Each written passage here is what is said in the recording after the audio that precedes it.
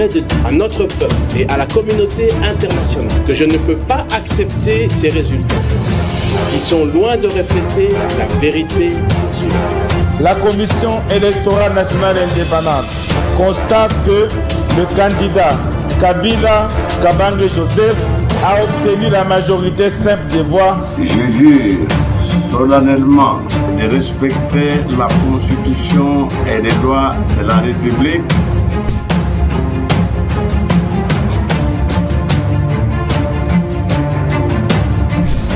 Et proclamé provisoirement élu président de la République démocratique du Congo, Monsieur Tshisekedi Tshilombo. C'est un faire-valoir, c'est une marionnette qui est là, qui est en train de chauffer les sièges des Kabila. Moi, je ne pense pas que je suis une marionnette. Le vote qui aura lieu en 2023 ne sera pas un vote électronique.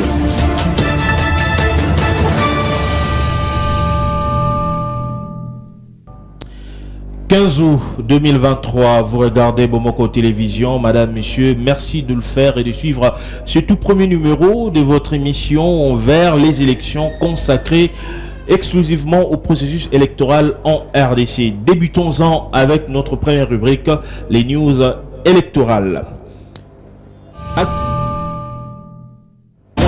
Nous informe que la Commission électorale nationale indépendante a publié vendredi 11 août la liste provisoire des candidats déclarés recevables et irrecevables pour les élections législatives de décembre 2023. Les chiffres sont lisibles. Sur 28 791 candidatures réceptionnées, 496 déclarés non conformes, 24 295 conformes, dont 23 653 recevables et 642 irrecevables. De son côté, Jeune Afrique révèle que les pro-Tshisekedi ont conquis les législatives. En termes de dépôt des candidatures, la majorité parlementaire pro-Tshisekedi se dessine-t-elle? On ne le sait pas encore. La victoire, on ne proclame pas la victoire avant la guerre. Surtout que le peuple va décider qui va le représenter au sein des institutions. Pendant ce temps, c'est sur cette.cd nous parle de Bruno Tshibala qui se réserve le droit de porter plainte contre le bureau de la Commission électorale nationale indépendante pour avoir évoqué l'invalidation des candidatures de l'UDPS Tshibala alors que ce parti politique n'a déposé aucune candidature. Le train électoral ne va pas dérailler. Parce que le train est déjà en marche, tel que confirmé par Denis Kadima Kazadi, président de la Commission électorale nationale indépendante. Mais l'agence allemande de presse Deutsche Welle signale que l'opposition congolaise, en rang dispersé, demeure indécise et informelle quant à sa participation aux prochaines élections. On le sait, Martin Fayoulou qui hésite encore pour déposer les candidatures au niveau des législatures. Bien entendu, Matata Pogno, Délice Sanga ont à leur tour déposé non seulement leur candidature, mais aussi poussé leurs membres et militants à déposer les leurs pour les élections prévues en fin d'année 2023. Place à la deuxième rubrique de notre émission, l'invité. Qui est-ce que nous recevons pour ce tout premier numéro de ce vers les élections? Il s'agit d'un jeune,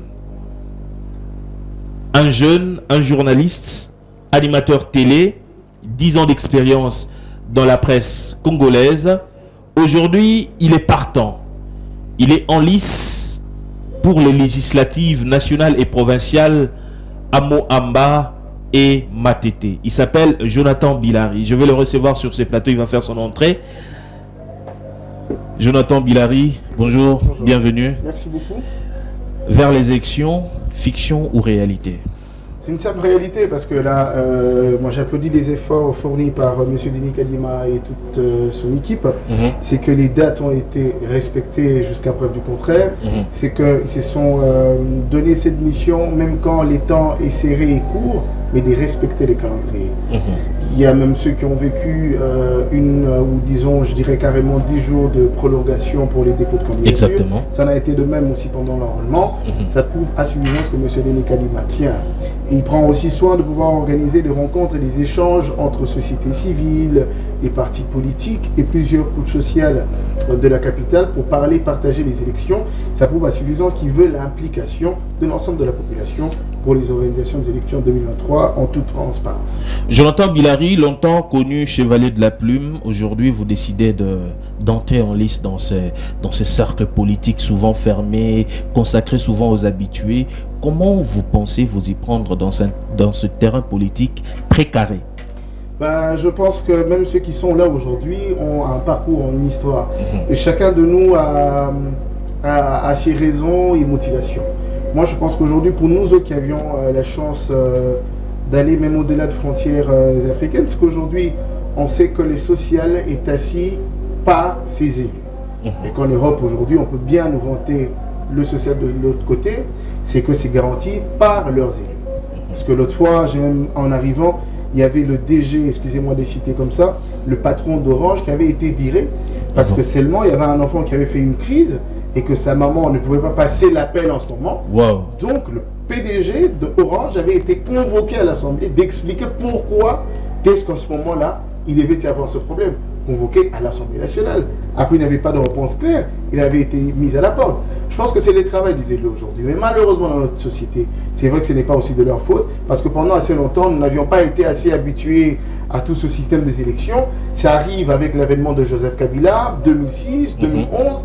Et pour la plupart des personnes, c'est que les élections est fait pour les lentilles. Ce sont les plus riches qui vont aux élections. Bien entendu. Ce sont les gens qui sont aisés. Ce qu'on a souvent observé dans la classe politique. Et qu'est-ce qu'ils ont vendu au sein de l'opinion? C'est que donnez-nous vos voix, nous on va vous donner 2000 francs, 3000 francs, et après je reviendrai prochainement, la situation ne changera pas.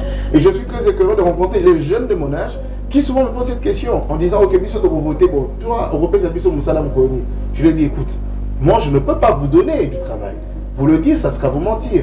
Je ne peux pas vous dire que je viendrai, je veux construire des hôpitaux ici. C'est faux. Je ne peux pas me permettre de dire que demain je ferai en sorte qu'il y ait plus de 500 jeunes qui vont étudier à mes frais à l'université. Ça, c'est impossible. Mais je peux vous garantir une chose.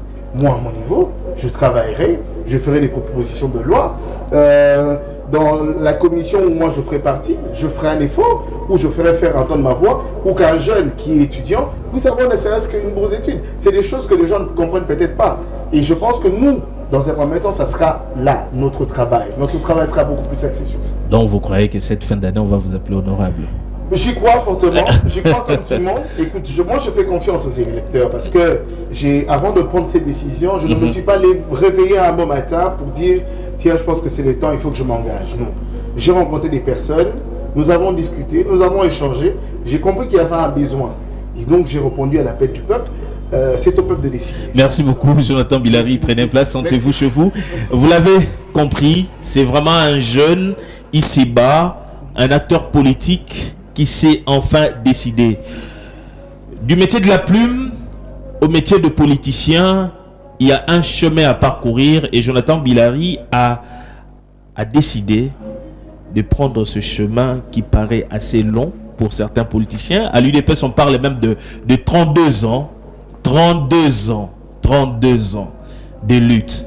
Alors qu'entre la commune de Limete et la commune de la Gombe, il n'y a que quelques mètres, quelques kilomètres à parcourir. Mais l'UDPS devrait passer 32 ans de lutte pour qu'un jour, un fils digne du pays, Félix Antoine Tshisekedi Tshilombo, soit élu président de la République. Aujourd'hui, Jonathan Bilary est de plein pied dans la scène politique congolaise en tant qu'acteur politique, leader de jeunes.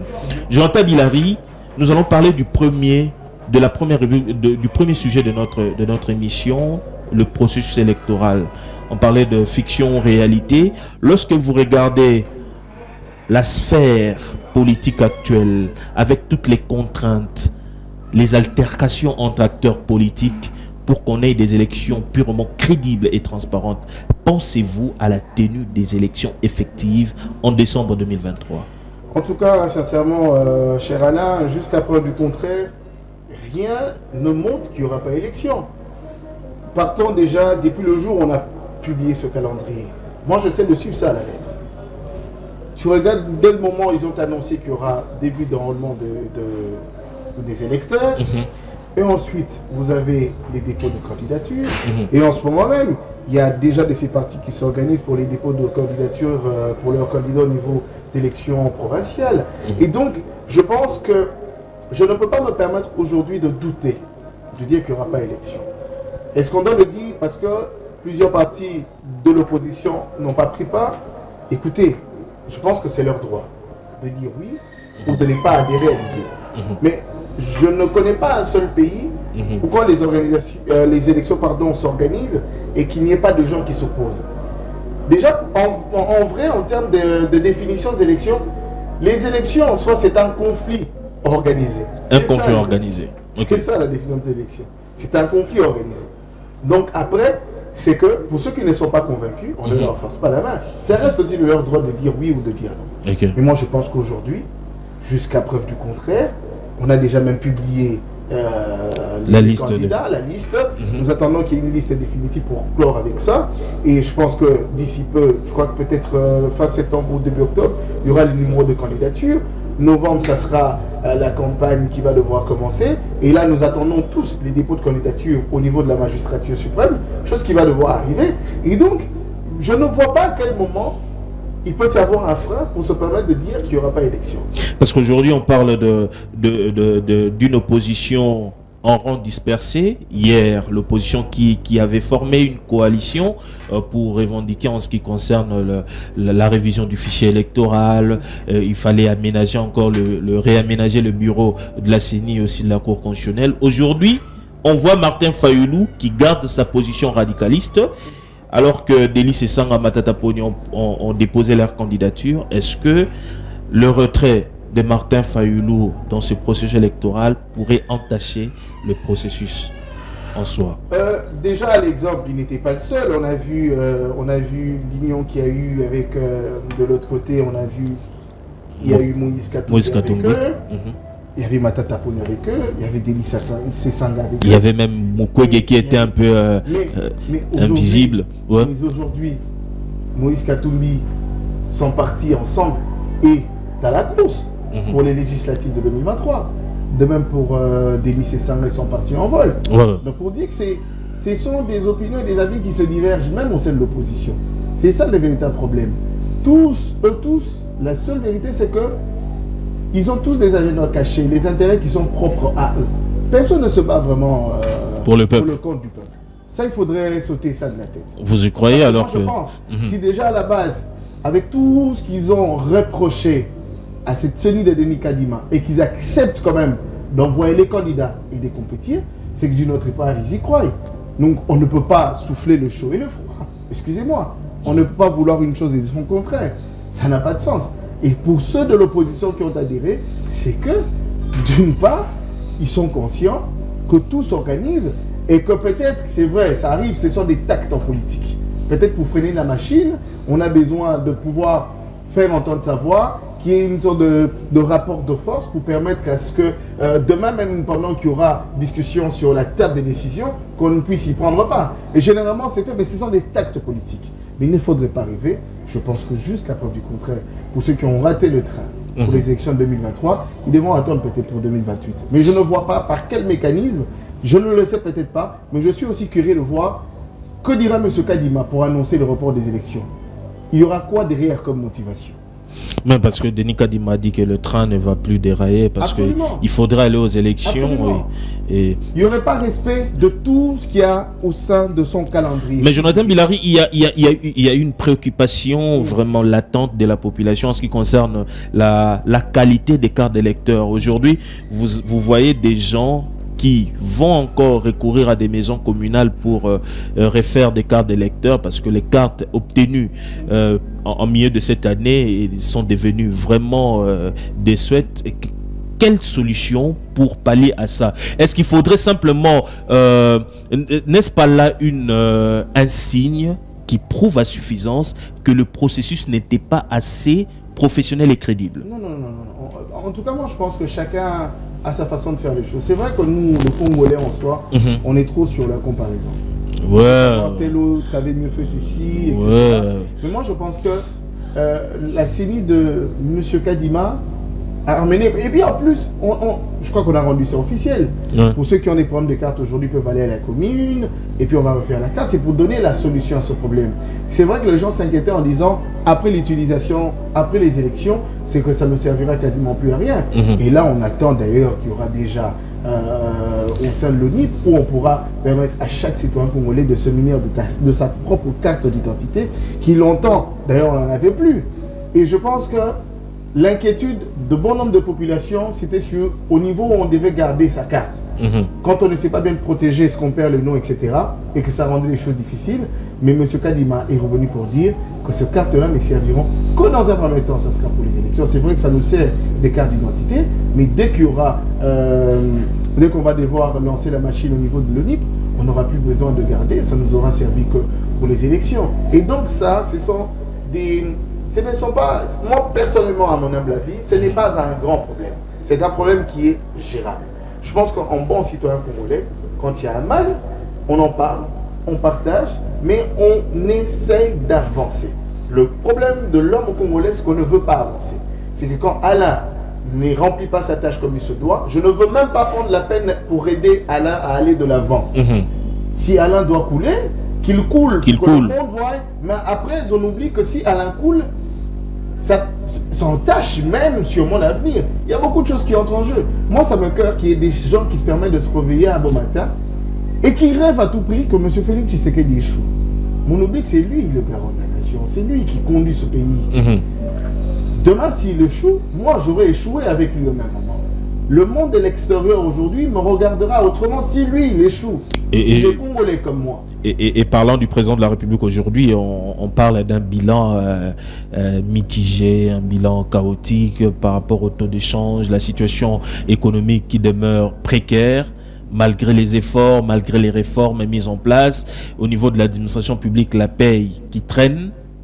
À ce jour, on parle même des fonctionnaires qui ne sont pas payés alors qu'un budget a été déployé pour organiser les Jeux de la francophonie. On s'est dit que le président, l'opinion, surtout au niveau de l'opposition, on pense que le président Tshisekedi, pendant toutes ces cinq années passées à la tête de la RDC, il ne faisait qu'une politique de formalité. Dans le fond, il n'y a rien.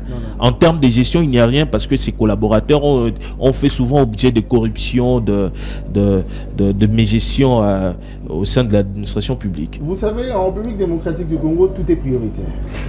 Le mal est tellement profond que même le Seigneur lui-même, Christ Jésus, même s'il devenait président de la République aujourd'hui, il y a de ceux qui vont en demander plus sans se rendre compte qu'il faudrait commencer par-ci, donner par-là. Il ferait face même à une opposition. Oui, le seul péché peut-être, je le dis, le seul péché du président Tshisekedi, c'est qu'il vient de l'opposition. Et tous ceux qui ont milité avec lui dans l'opposition, avant d'arriver au pouvoir, ils avaient tous un rêve, qui, je sais même à son chef, qu'ils pensaient peut-être que ça pouvait être, ça ne pouvait pas être aussi difficile. Il arrive au contrôle, il se rend compte de beaucoup de réalités. Des choses qu'il ne peut pas se permettre de dire aujourd'hui à l'opinion. Qu'est-ce qu'il fait en tant que bon père de famille? C'est qu'il prend tout sur lui. Il prend tout sur lui. Combien de fois la RDC a été sanctionnée, ça et là, de gauche à droite? Aujourd'hui, les gens ont critiqué ses voyages. Mais diplomatiquement parlant aujourd'hui, la République démocratique du Congo est bien vendue.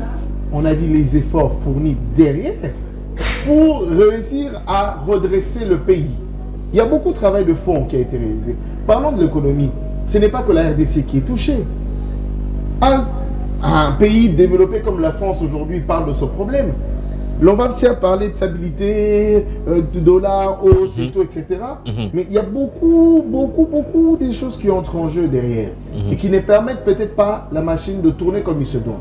C'est pourquoi, moult fois, il a toujours lancé l'appel aux Congolais de travailler avec eux. Pour moi, aujourd'hui, M. Tshisekedi est irréprochable. Certes, en étant humain, il arrive que l'on commette des erreurs. Peut-être pas lui directement. Mon bon père de famille, qu'est-ce qu'il fait? Il prend sur lui. Toutes les fois quand il y a des tournements, c'est lui qui vole.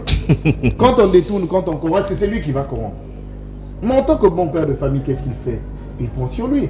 C'est un peu nous, à la tradition africaine, c'est qu'aujourd'hui, quand tu commets des erreurs, quand un enfant, mon enfant, moi, commet des bêtises à l'extérieur, c'est qu'on l'identifie par rapport à son père. Ah, papa n'est pas à la Caboule, papa n'est pas à Kola Kaboul. Donc après, même si ce n'était pas le cas, je le prends sur moi. Je pense qu'il y a une nette amélioration.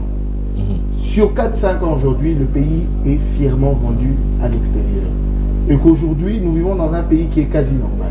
Tu sais, depuis que je suis revenu d'Europe, moi j'avais suivi la déclaration, le communiqué pardon, à l'étranger, c'est que l'actuel patron de la police de la ville de Kinshasa avait interdit carrément que le roulage n'arrête plus, à moins qu'il y ait accident. Et les histoires liées au bureau, etc. Mais je te dis, aujourd'hui, tu roules et tu sens qu'il y a la tranquillité. Et que ce sont ce roulage qui...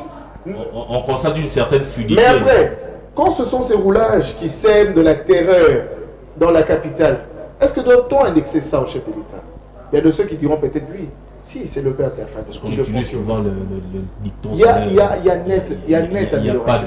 Je peux me mettre à l'énumérer. Là. On risque de s'éterniser là. Il faudrait reconnaître ouvertement.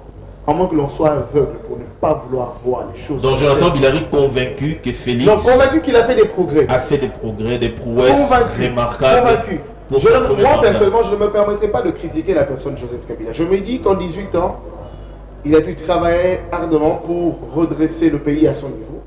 Aujourd'hui, à l'arrivée de M. Félix Tshisekedi, c'est qu'il a trouvé les institutions en place, il a trouvé même de l'argent dans la caisse de l'État, et tout a été vraiment bien. Mais il y a de ceux dont on le reproche. L'impunité qui battait son plein, la corruption, il n'y avait pas de justice, il y a beaucoup de choses dont on a dit. Moi, je pense que l'impunité qui continue un tout petit peu. Hein. Non, mais je pense que sous Kabila, il y a eu des bonnes et des mauvaises réalisations. Et je pense qu'il a fait sa part, il a joué sa partition.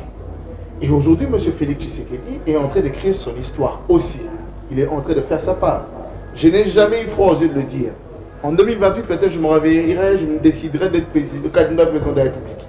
Personne ne peut monter ce droit-là. En étant congolais, je peux prétendre demain concourir à la magistrature suprême. Et s'il arrive que la population, que le peuple arrive à me faire confiance et que j'ai ce mandat en tant que président de la République, écoutez, cher Allah, je vais devoir faire ma part. Il y aura cette suite logique de continuité. Là où le président Félix Tshisekedi aura fait son travail et qu'il y aura, je ne dirais pas de limite, place à Koussou qui s'en a dit d'arriver, moi à mon arrivée, parce que je vais juste ramener ma pied, etc. Après moi, il y aura quelqu'un d'autre. Je pense que c'est comme ça que l'on devrait penser construire le pays, pas s'indexer en disant tel a joué dans sa mission. Moi, je pense que tel est mieux que XY, ça ne nous avance en rien. Et d'ailleurs, ça nous cause beaucoup de retard. D'accord. Jonathan Bilary, on va parler aussi du renouvellement de la classe politique. Aujourd'hui, on parle de plusieurs jeunes qui aspirent à la vie politique. Comment faire en sorte qu'on ait une classe politique assez rationnelle, une classe politique dans laquelle il y a des acteurs qui travaillent essentiellement pour le salut du peuple. Aujourd'hui, lorsque vous regardez notre classe politique congolaise, faudrait-il un renouvellement à l'issue des élections de 2023 ou laisser cette continuité des habitués des institutions? On a des habitués des institutions, hein. Depuis Zaïre, ils sont là, ils ne quittent pas. Pensez-vous que le renouvellement de la classe politique est possible à travers les élections de 2023? Si, c'est possible. Parce qu'aujourd'hui, la jeunesse, on est tous décidés. Personne ne rêve. Personne ne rêve, on est tous déterminés à changer les choses. Et à le changer, c'est qu'aujourd'hui, heureusement, et je tiens vraiment à remercier l'engagement du président Félix Antoine Tshisekedi auprès de la jeunesse congolaise. C'est qu'aujourd'hui, un jeune de moins de 30 ans peut être nommé ministre. Et c'est normal. À l'époque, on n'entendait jamais parler. Comme dans la province du Haut-Katanga, il y a un jeune qui est nommé ministre de l'Intérieur, il n'a même pas de... Aujourd'hui, un jeune de moins de 25 ans peut devenir bourgmestre. Chose d'attendre dont on n'entendait jamais parler. Où l'on sent la confiance qu'accorde le président Tshisekedi à la jeunesse congolaise. Le jour où j'ai participé à l'échange entre partis politiques et le président Kadima avec son équipe, il a dit une chose, moi, qui ne m'a pas laissé indifférent. Il a dit, les jeunes, c'est à vous de décider que l'on vous donne aussi votre chapitre de l'histoire. Exactement. Ça ne sera pas facile. Il faut s'imposer. Aujourd'hui, les électeurs qu'il y a, vous avez plus de 60% sont des jeunes. Les électeurs, c'est 60%. Comment est-ce possible? Vous ne vous permettez pas d'avoir un président de la République, par exemple. Comment avec plus de 60% de jeunes, Vous avez du mal à avoir un président de l'Assemblée nationale. Mais c'est parce qu'il y a un problème avec le budget. Non, le problème c'est que... Imaginez que pour être candidat président de la République en RDC, il faut avoir près de 100 000 $. C'est 100 000 balles, on parle de 100 000 balles alors qu'on a une jeunesse qui travaille en majorité, en moyenne je dirais, qui gagne à peine 150 $, 200 $. Mais si ces moyens-là, on peut se le donner, t'inquiète pas, cher Alain. Ces moyens-là, on peut se le donner. Mais le problème, c'est qu'entre jeunes aussi, nous-mêmes, là, on a un problème entre nous.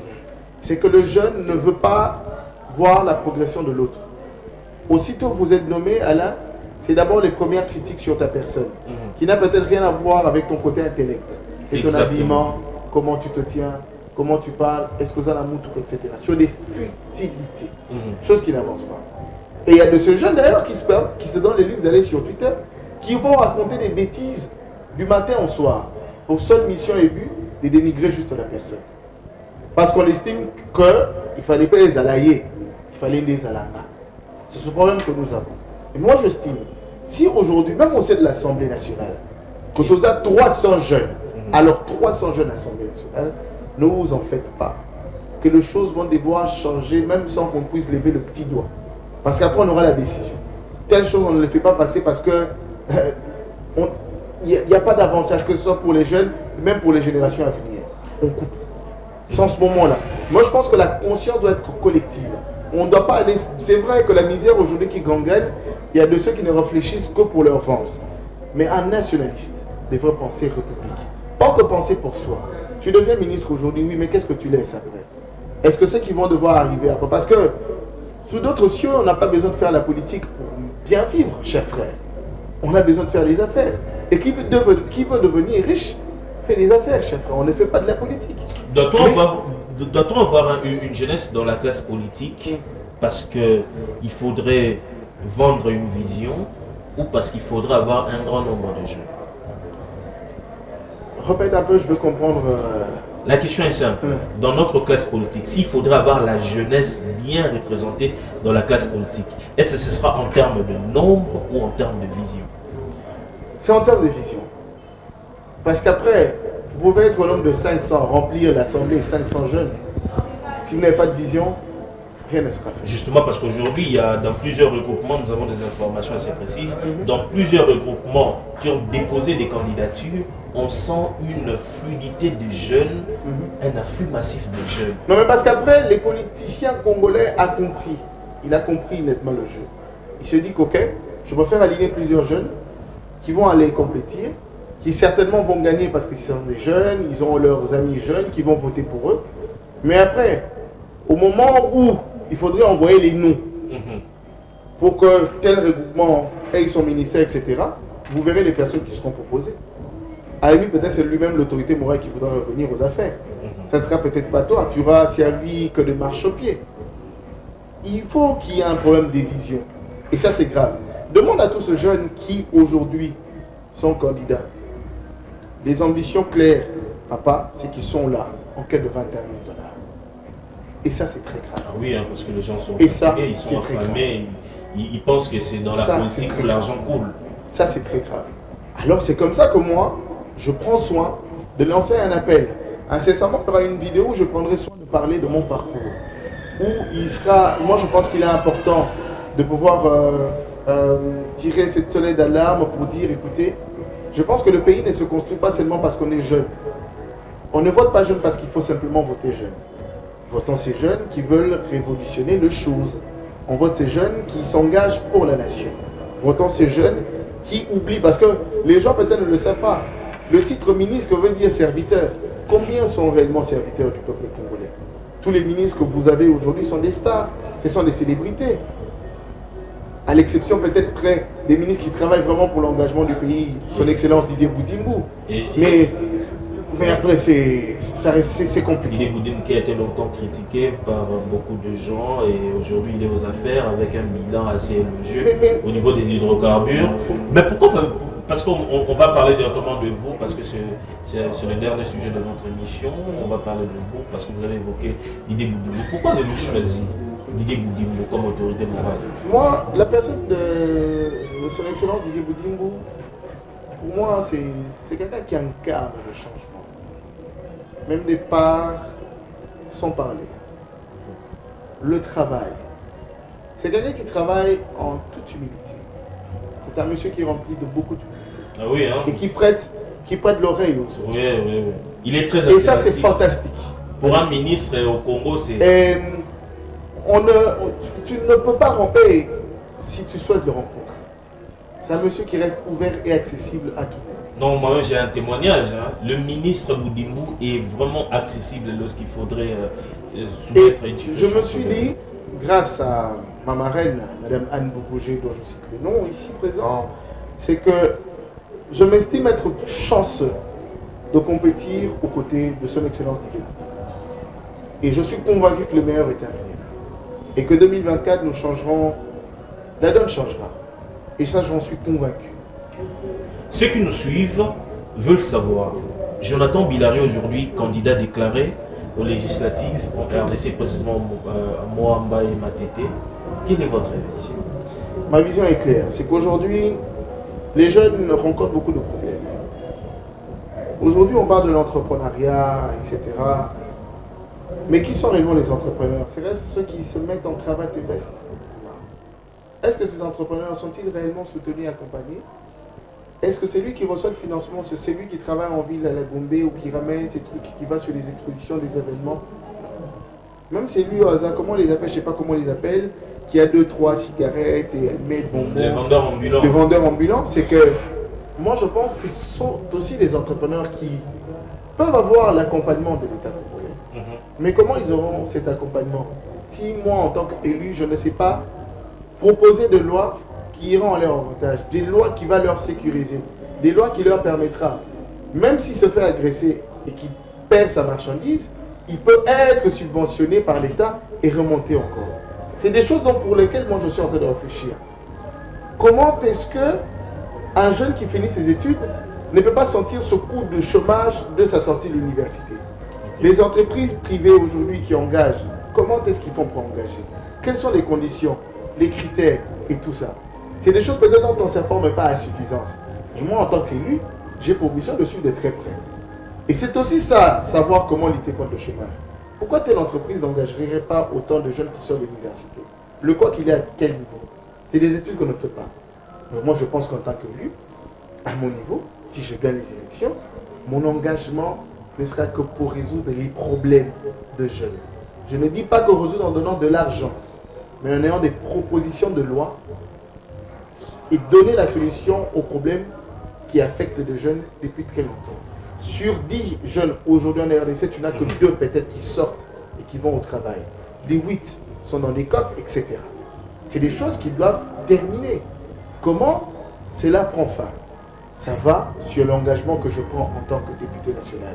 Nous sommes sur 500, qui veut dire que les combats seront repartis.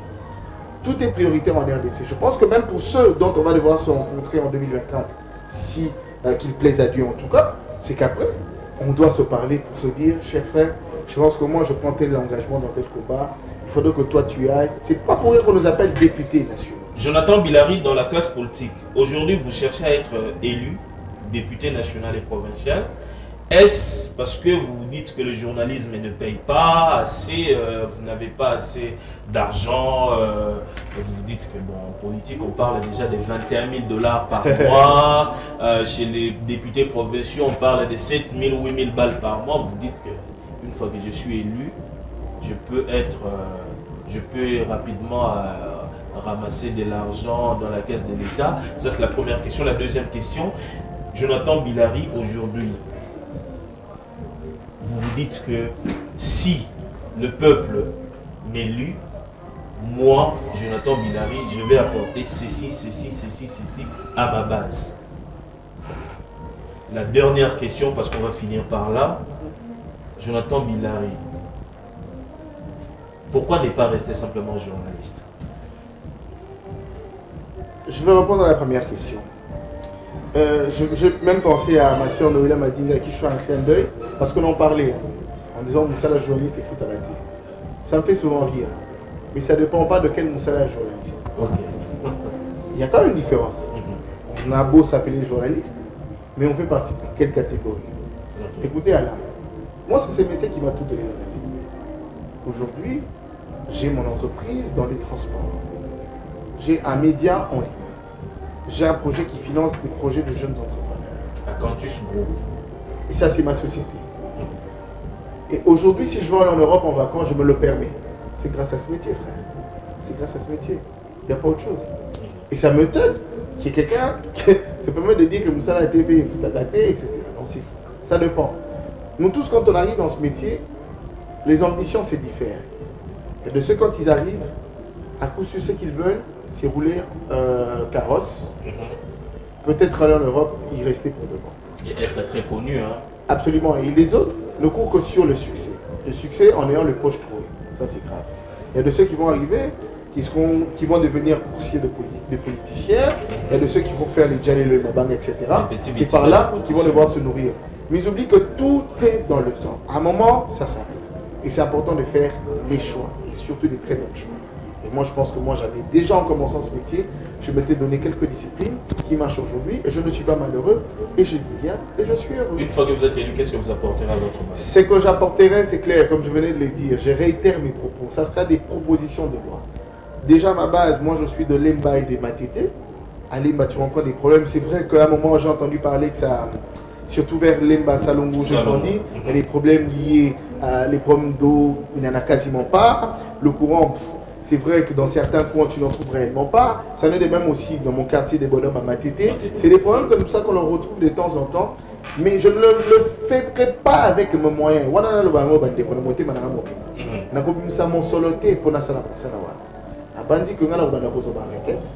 a poussé le niveau assemblée. Le ministre de tutelle a posé par rapport à l'Ikambo, on a soumettre, nous avons repris cette solution. Et que Moussa Nanga, vous avez bien la pongite, et vous avez bien monumenté, et qu'on travaille pour un engagement. Engagement, il y a base Nanga. Promesse d'avoir coupé ça pour l'instant. Il y a moi, on a bien pour l'avenir, Dieu seul. Dernière question, pourquoi ne pas rester journaliste au lieu d'être politicien? En tout cas, si je ne gagne pas les élections, et puis je n'ai que ça comme métier, je ne vais pas arrêter ce métier. Et si je gagne les élections, ça sera un break pour 5 ans. Et je me vois peut-être demain mettre en place une chaîne qui pourra permettre aux jeunes sortant fraîchement de l'IFASIC se faire une place et de travailler. Que l'on milite aussi. Moi, je milite dans plusieurs secteurs. Et même que ce soit dans l'analytique, les jeunes que j'engage, c'est des jeunes qui sortent des universités et de ceux même qui sont encore étudiants et qui ont de la place. Et c'est quand même assez difficile parce qu'il faut payer. Il y a beaucoup de choses qu'il faudrait soutenir. Mais seul, je n'y peux rien. C'est pourquoi je me dis peut-être, en étant simplement journaliste, je ne sais pas faire porter ma voix suffisamment. En étant au sein des institutions, je peux faire entendre ma voix et bouger les choses et pourquoi pas faire changer la donne. Des MC Papal à Monsieur l'honorable Bilari, il n'y a qu'un pas, il n'y a qu'une décision à prendre et c'est à l'opinion, c'est au peuple de choisir. Vous avez entendu sur ce plateau Jonathan Bilari, Baudelaire. Longtemps journaliste, 10 ans d'expérience dans la presse congolaise, aujourd'hui il décide d'être un candidat député national et provincial dans le district de Mohamba et dans la commune de Matete. C'est à vous de décider, vous l'avez entendu. Jonathan Bilari, moi je vous remercie d'avoir répondu à notre invitation. C'était un grand plaisir, mais nous, c'est la tradition de cette émission. Je vais vous laisser ce plateau, vous allez me remplacer ici pour adresser un message à tous ceux qui nous suivent, à votre base, à la langue de votre choix. Lingala, Chiluba, Kikongo, Swahili, je sais que vous êtes calé en langue. Merci. Et je vous laisse ce plateau pour adresser votre message à la base. Moi, je vous souhaite tous de bien suivre nos programmes sur Bomoko Télévision et on se verra à la prochaine. Je laisse le plateau à Jonathan pour adresser le dernier message à la base. Merci beaucoup. Alain, quel exercice, sacré exercice. Je préfère parler en lingala, je pense que je vais devoir faire entendre ma voix. Bandeko Babolingo. Natondi Bino Botondi Mingi, pour la confiance au Pessina. Natondi Botondi. Son Excellence Didier Boutingo, pour Andimi, il faut que ça ait confiance que les lots, Nazali, parmi les candidats, il est parti ABC, le regroupement ABCA. Eh bien, ma colonie Bélémi pour la 200 et 2020. Nazali au Yabi. Et Bélé Babi, sur l'Anga, et Bélé Bamonanga, Kubanda, Kukendekelasi, Parcours Nanga, Bataille Ngoki. Pour la maman, nous sommes pas à Tekama, pour la moine, Nayako Mamoto, la Bandinga et moi, la Bino. Maman nous sommes allés à investir pour moi, on a comme un élo, il y a bino l'élo, on a télé na tomoli mungu. Na rue qu'on battait, na balangage, na balimissous, il y a pour changer beaucoup un coup de baguette magique. Mais dans un lit qui a été, ce qui n'a longi va autonomie, grâce à ma vote d'abino, que m'a ramodélé et qu'on bombe. Merci beaucoup pour votre soutien. Que la paix du Christ nous garde. Et j'aime bien ce paragraphe de notre hymne national.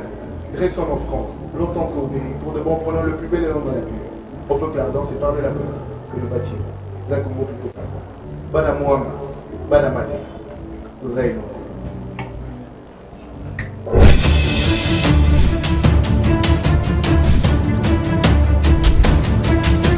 Je suis au regret de dire à notre peuple et à la communauté internationale que je ne peux pas accepter ces résultats qui sont loin de refléter la vérité des urnes.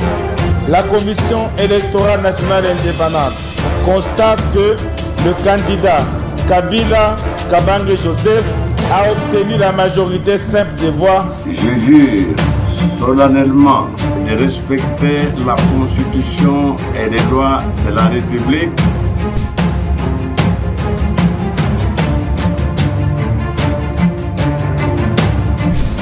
Et proclamé provisoirement élu président de la République démocratique du Congo, Monsieur Tshisekedi Tshilombo. C'est un faire-valoir, c'est une marionnette qui est là, qui est en train de chauffer les sièges des Kabila. Moi, je ne pense pas que je suis une marionnette. Le vote qui aura lieu en 2023 ne sera pas un vote électronique.